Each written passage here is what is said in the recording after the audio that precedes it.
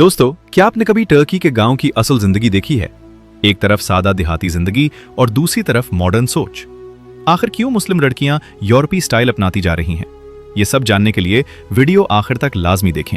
और अगर आप चैनल पर नए हैं तो सब्सक्राइब करना ना भूलें। तुर्की के देहात की जिंदगी सादगी, सुकून और फितरत के करीब होने की एक खूबसूरत मिसाल है। यहाँ के लोग अपनी रोजमर्रा जिंदगी का आगाज सुबह सवेरे करते हैं, जब सूरज की पहली किरण जमीन पर पड़ती है। मर्द हजरात ज्यादातर खेतों में काम करने चले जाते हैं, जहां वो फसलों की देखभाल करते हैं, जबकि खवातीन घर के कामों में मसरूफ हो जाती हैं। ताज़ा सब्जियां, दूध, दही और देसी खाने यहाँ की रोजमर्रा खुराक का हिस्सा होते हैं, जो न सिर्फ सेहतमंद होते हैं बल्कि खालिस भी होते हैं। देहाती इलाकों में जिंदगी की रफ्तार शहर के मुकाबले में काफी सुस्त होती है, जिसकी वजह से लोगों के दरमियान ताल्लुकात मजबूत होते हैं और वो एक दूसरे के साथ ज्यादा वक्त गुजारते हैं। गांव के लोग एक दूसरे के दुख सुख में बराबर के शरीक होते हैं और अगर किसी के घर कोई मसला हो तो पूरा गांव उसकी मदद के लिए खड़ा हो जाता है। बच्चों की जिंदगी भी यहाँ बहुत दिलचस्प होती है। वो खुली फजा में खेलते हैं, मिट्टी में खेलकर बड़े होते हैं और फितरत के साथ उनका एक खास ताल्लुक बन जाता है। बुजुर्ग अफराद को यहाँ बहुत इज्जत दी जाती है और उनकी बात को अहमियत दी जाती है, जो इस मुआशरे की खूबसूरती को जाहिर करता है। अगरचे ये जिंदगी बहुत सादा और रिवायती है, लेकिन वक्त के साथ साथ तब्दीली भी आ रही है। अब उन देहात में इंटरनेट और मोबाइल फोन्स की रसाई बढ़ रही है, जिसकी वजह से नौजवान नस्ल जदीद दुनिया से जुड़ रही है।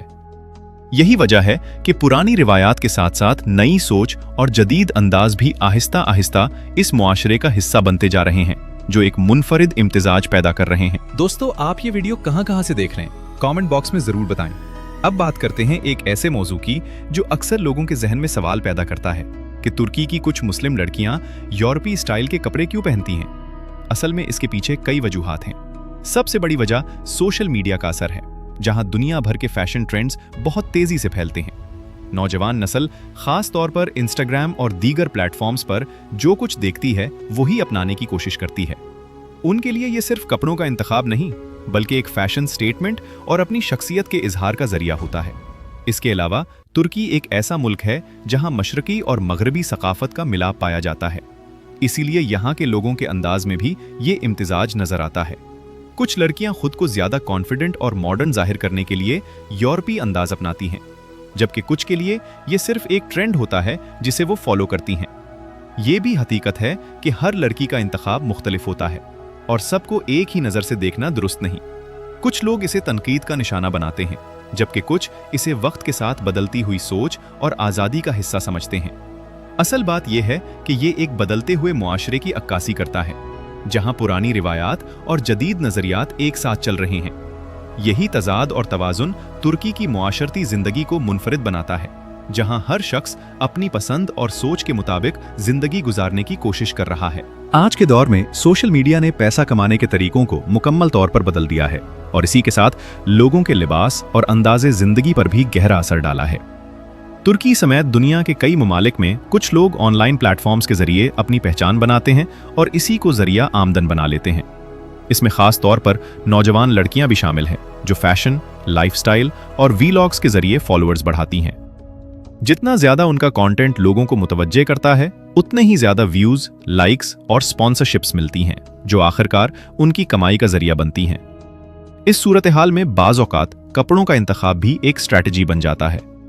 कुछ लोग समझते हैं कि मुनफरिद या बोल्ड स्टाइल ज्यादा जल्दी तवज्जो हासिल करता है, जिसकी वजह से उनके वीडियोस वायरल होने के इम्कानात बढ़ जाते हैं। छोटे या नुमाया अंदाज के कपड़े पहनना बाज़ अफराद के लिए सिर्फ फैशन नहीं, बल्कि एक ऐसा तरीका होता है जिससे वो सोशल मीडिया पर अलग नजर आएं।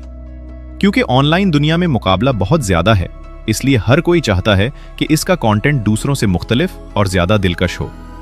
ये भी देखने में आता है कि ब्रांड्स और कंपनियां ऐसे इन्फ्लुएंसर्स को तरजीह देती हैं जिनके फॉलोअर्स ज्यादा हों और जिनका स्टाइल ट्रेंडिंग हो। इसलिए कुछ लोग जानबूझकर अपने अंदाज को इस तरह डिजाइन करते हैं कि वो ज्यादा से ज्यादा लोगों को अपनी तरफ मुतवज्जे कर सकें। जब किसी का कंटेंट वायरल हो जाता है तो उसे न सिर्फ शोहरत मिलती है, बल्कि मुख्तलिफ ब्रांड डील्स, इश्तिहारात और कोलैबोरेशंस के जरिए अच्छी खासी आमदन भी हासिल होती है। ताहम ये तस्वीर का सिर्फ एक रुख है।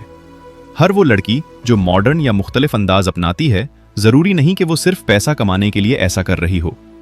बहुत सी लड़कियां सिर्फ अपनी पसंद, आराम और फैशन के मुताबिक कपड़े पहनती हैं। उनके लिए ये एक जाती इंतखाब होता है, ना कि कोई मजबूरी या हिकमत अमली। इसीलिए हमें हर किसी के बारे में एक जैसा ख्याल कायम नहीं करना चाहिए। मजीद ये कि सोशल मीडिया की दुनिया में कामयाबी हासिल करना इतना आसान भी नहीं जितना नजर आता है। इसके लिए मुस्तकिल मेहनत, कंटेंट की प्लानिंग, वीडियोस की एडिटिंग और नाजरीन के साथ राब्ता रखना जरूरी होता है। कई लोग सालों की मेहनत के बाद जाकर कामयाब होते हैं। इस दौरान उन्हें तनकीद का भी सामना करना पड़ता है, खास तौर पर जब उनका अंदाज दूसरों से मुख्तलिफ हो। आखिर में यह कहना दुरुस्त होगा कि फैशन और सोशल मीडिया के जरिए पैसा कमाना एक हकीकत बन चुका है, लेकिन इसके पीछे हर किसी की नीयत और मकसद मुख्तलिफ हो सकता है। कुछ के लिए यह करियर है, कुछ के लिए शौक और कुछ के लिए सिर्फ अपनी शनाख्त बनाने का एक तरीका। इसलिए जरूरी है कि हम इस मौजू को समझदारी और तवाजुन के साथ देखें, ना कि सिर्फ एक पहलू से फैसला करें। तुर्की के देहात में घरेलू जिंदगी आज भी अपनी रिवायती खूबसूरती के साथ कायम है, जहां खवातीन घर के कामों में अहम किरदार अदा करती हैं। सुबह का आगाज अक्सर बावर्ची खाने से होता है, जहां ताज़ा रोटी, देसी पनीर, जैतून और चाय तैयार की जाती है। खाना पकाना सिर्फ एक जिम्मेदारी नहीं, बल्कि एक फन समझा जाता है, जिसमें जायका और मोहब्बत दोनों शामिल होते हैं। देहाती खवातीन अपने हाथों से बनाए गए खानों पर फख्र महसूस करती हैं और मेहमान नवाजी को खास अहमियत देती हैं। घर की सफाई, कपड़े धोना, बच्चों की देखभाल और बुजुर्गों की खिदमत भी रोजमर्रा के कामों का हिस्सा होते हैं। देहात में जिंदगी अगरचे सादा होती है, लेकिन काम की मिकदार ज्यादा होती है। इसलिए हर फर्द किसी न किसी जिम्मेदारी में मसरूफ रहता है। खवातीन न सिर्फ घर संभालती हैं, बल्कि कई जगहों पर मर्दों के साथ खेतों में भी काम करती हैं, जिससे उनकी मेहनत और मजबूती का अंदाजा होता है। रिवायती पकवान भी देहाती जिंदगी की खास पहचान है। लकड़ी के चूल्हे पर खाना पकाना, ताज़ा सब्जियों का इस्तेमाल और घरेलू मसालों की खुशबू एक अलग ही माहौल पैदा करती है। ये खाने न सिर्फ जायके में लाजवाब होते हैं, बल्कि सेहत के लिए भी फायदेमंद होते हैं। आज के दौर में अगरचे जदीद सहूलियात जैसे गैस चूल्हे, फ्रिज और वॉशिंग मशीन देहात में भी आ चुकी हैं, लेकिन फिर भी पुरानी रिवायात पूरी तरह खत्म नहीं हुई। बहुत सी खवातीन आज भी रिवायती तरीकों को तरजीह देती हैं, क्योंकि उनमें एक खास अपनायत और सकाफती पहचान शामिल होती है। यही इम्तिजाज जदीद सहूलियात और पुरानी रिवायात का तुर्की के देहाती घरों को मुनफरिद बनाता है, जहां सादगी के साथ एक खूबसूरत तर्ज जिंदगी परवान चढ़ रहा है। तुर्की के देहात में सकाफत, त्यौहार और शादी ब्याह की तकरीबात जिंदगी का सबसे खूबसूरत और रंगीन हिस्सा समझे जाते हैं।